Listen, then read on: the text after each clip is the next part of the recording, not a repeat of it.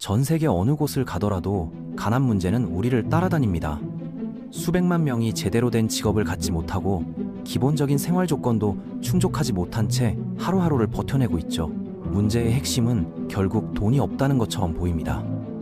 그런데 여기서 누구나 한 번쯤 떠올려 봤을 법한 질문이 있습니다. 그럼 정부에서 돈을 많이 찍어서 모든 국민에게 나눠주면 되는 거 아닌가라는 생각 말이에요.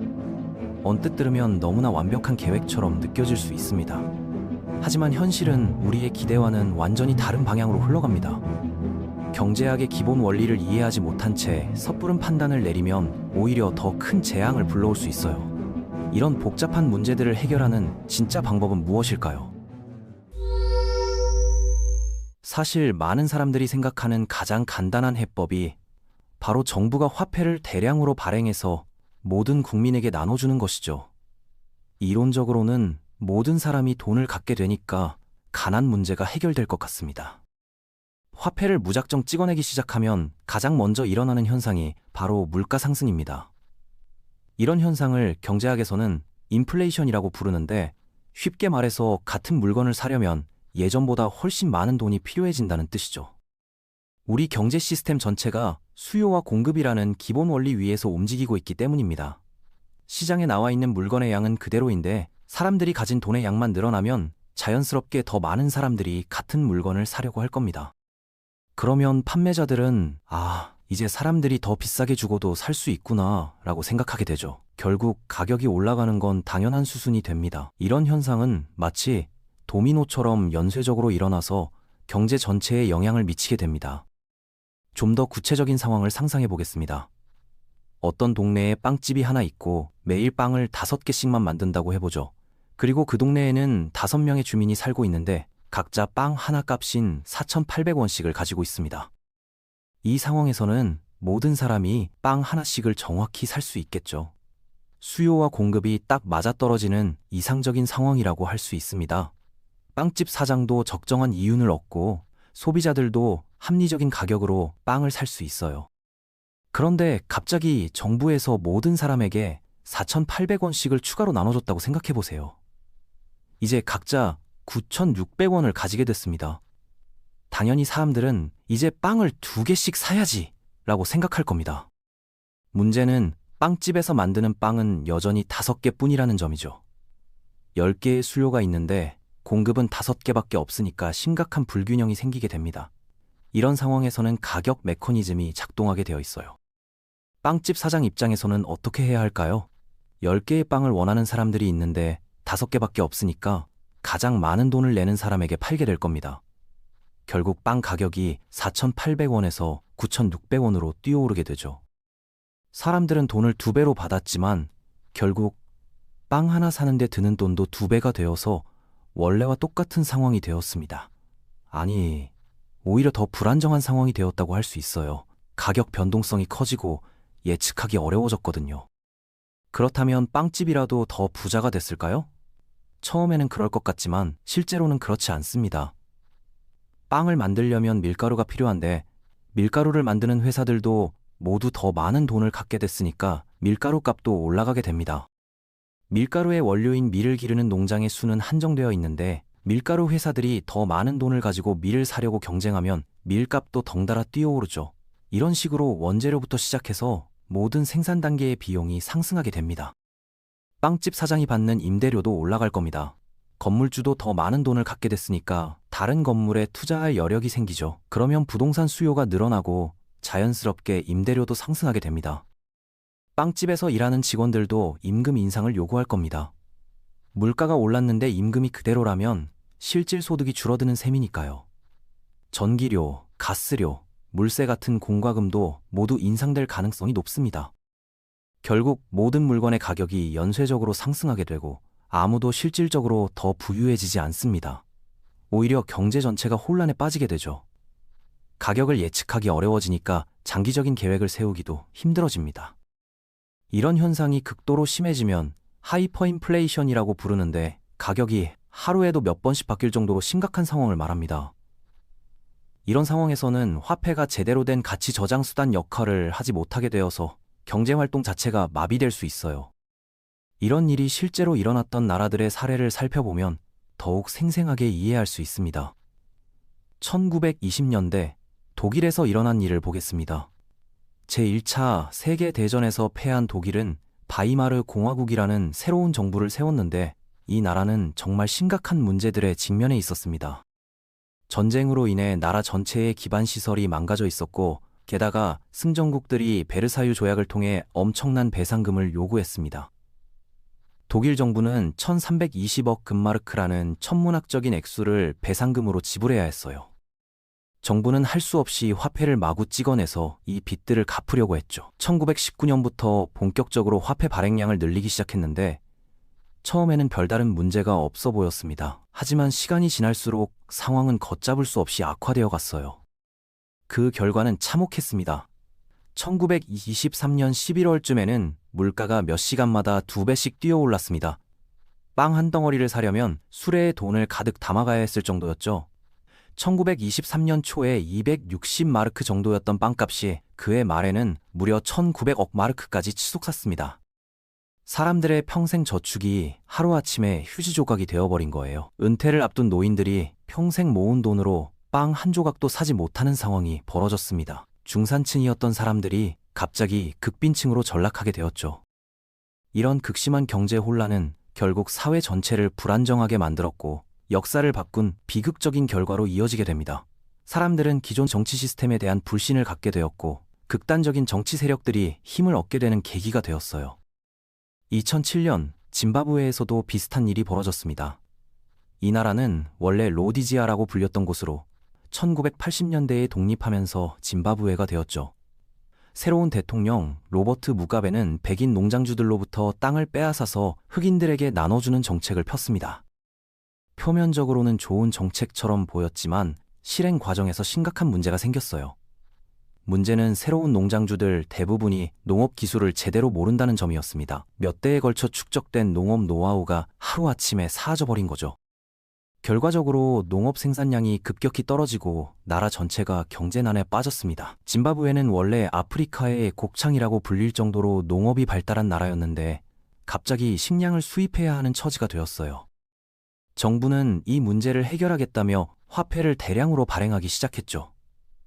농민들에게 보조금을 주고 식량을 수입하는 데 필요한 돈을 마련하려고 했습니다. 하지만 근본적인 생산 능력은 회복하지 못한 채 돈만 찍어냈으니 인플레이션이 심해질 수밖에 없었어요. 2008년에는 연간 인플레이션율이 무려 88조까지 치솟았습니다. 이 숫자 뒤에 0이 20개나 붙는 어마어마한 수치예요. 하루 단위가 아니라 시간 단위로 가격이 변하는 상황이 벌어졌습니다. 짐바브웨 달러는 완전히 가치를 잃어서 사람들이 길거리에 돈을 버리고 다닐 정도였습니다. 화폐보다 화장지가 더 비쌌거든요. 계란 몇 개를 사는데도 트럭에 돈을 가득 싣고 가야 했죠. 가격이 하루에도 몇 번씩 바뀌어서 아침에 확인한 가격과 저녁의 가격이 완전히 달랐습니다. 결국 짐바브웨 정부는 자국 화폐 사용을 포기하고 미국 달러나 남아프리카 랜드 같은 외국 화폐를 사용하도록 허용해야 했습니다. 한 나라의 화폐가 완전히 기능을 잃어버린 극단적인 사례라고 할 수 있어요. 베네수엘라의 경우는 또 다른 교훈을 줍니다. 이 나라는 사우디아라비아보다도 많은 석유를 보유하고 있는 자원부국이었어요. 2008년 이전까지만 해도 높은 유가 덕분에 엄청난 돈을 벌어들였죠. 그런데 정부에서는 이 돈을 경제발전에 투자하는 대신 국민들에게 각종 보조금으로 나눠주는 데만 집중했습니다. 석유 수출로 번 돈으로 모든 생필품에 보조금을 주어서 인위적으로 가격을 낮게 유지했어요. 모든 산업을 정부가 통제하고 민간 기업의 성장을 막았어요. 물건 가격도 인위적으로 낮게 고정해서 사람들을 만족시켰죠. 단기적으로는 국민들의 생활 수준이 향상되는 것처럼 보였지만 경제의 근본적인 체질은 점점 약해져 갔습니다. 그런데 2008년 이후 석유값이 폭락하면서 상황이 완전히 바뀌었습니다. 정부 수입이 급격히 줄어들었는데도 보조금은 계속 줘야 했으니까 결국 화폐를 마구 찍어내는 수밖에 없었어요. 그 결과 베네수엘라도 심각한 하이퍼인플레이션에 빠졌습니다. 화폐가 너무 가치 없어져서 사람들이 길거리에 돈을 버리고 다녔죠. 세계 최대 석유 보유국 중 하나였던 나라가 이런 상황까지 가게 된 겁니다.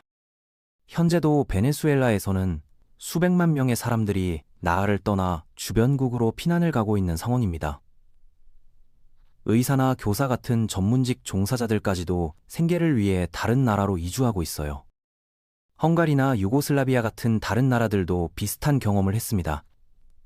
1946년 헝가리에서는 역사상 최악의 하이퍼인플레이션이 일어났는데 물가가 하루에 207%씩 상승했어요. 15시간마다 물가가 2배가 되는 상황이었습니다. 유고슬라비아에서는 1990년대 내전 기간 동안 심각한 인플레이션을 경험했습니다. 전쟁 비용을 화폐 발행으로 충당하려다가 경제가 완전히 무너져 버린 거죠. 이런 역사적 사례들을 보면 한 가지 분명한 교훈을 얻을 수 있어요.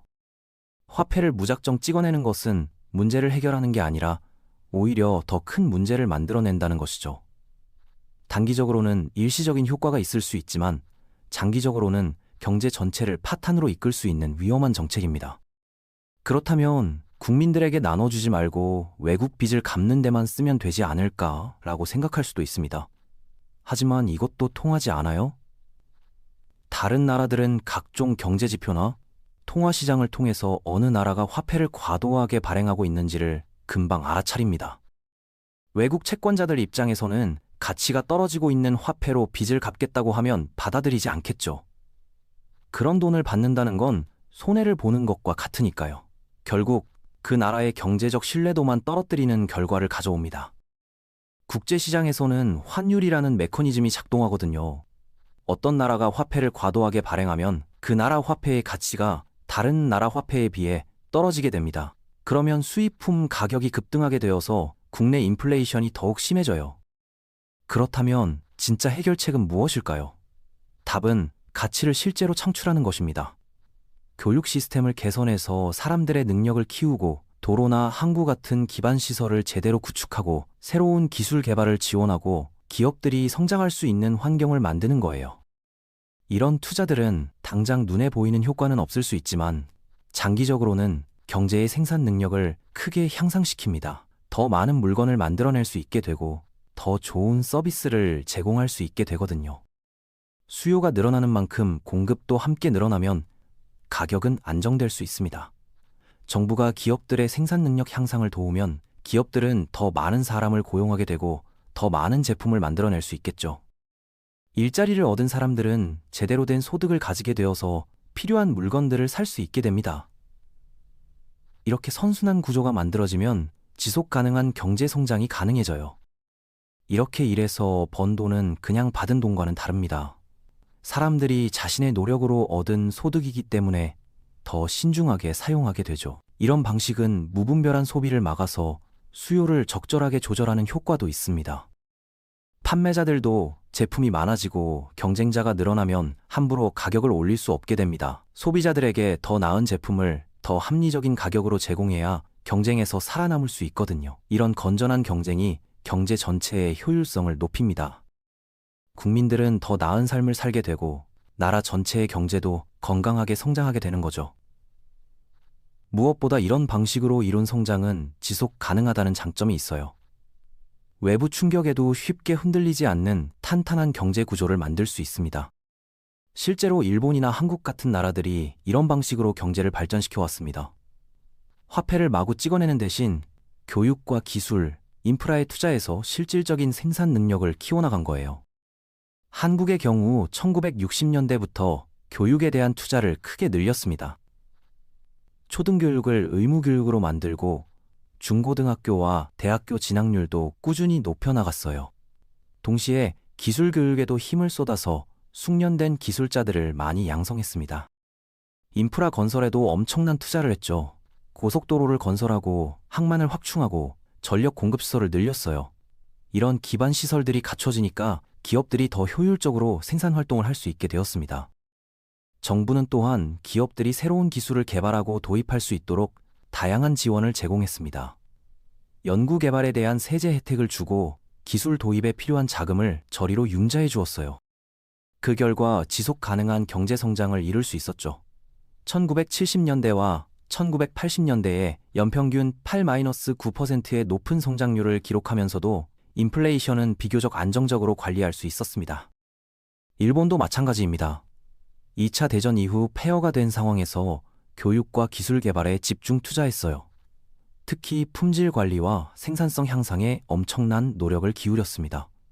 그 결과 1960년대부터 1980년대까지 일본의 기적이라고 불리는 고도 성장을 이뤄냈죠.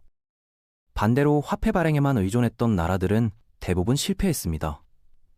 아르헨티나도 여러 차례 하이퍼 인플레이션을 경험했고, 터키나 레바논 같은 나라들도 비슷한 문제를 겪고 있어요. 물론 적절한 통화 정책은 필요합니다. 경제가 침체되었을 때 통화 공급을 늘려서 경기를 부양하는 것은 정상적인 경제 정책이에요. 하지만 이것도 생산 능력 향상과 함께 이뤄져야 효과적입니다. 결국 경제 문제의 해결책은 돈을 더 많이 만드는 것이 아니라 더 많은 가치를 실제로 생산해내는 능력을 기르는 데 있습니다. 이것이야말로 진정한 부의 창출이고 모든 사람이 더 나은 삶을 살 수 있게 만드는 유일한 방법이라고 할 수 있겠죠. 단순히 돈을 찍어내는 것은 마치 마법 같은 해결책처럼 보일 수 있지만 실제로는 경제의 근본적인 문제를 해결하지 못합니다. 오히려 더 큰 혼란을 만들어낼 뿐이에요. 진정한 경제 발전은 사람들의 생산성을 높이고 더 나은 기술을 개발하고 효율적인 시스템을 구축하는 데서 나옵니다. 이런 노력들이 쌓여야 비로소 지속 가능하고 안정적인 경제 성장을 이룰 수 있는 거죠.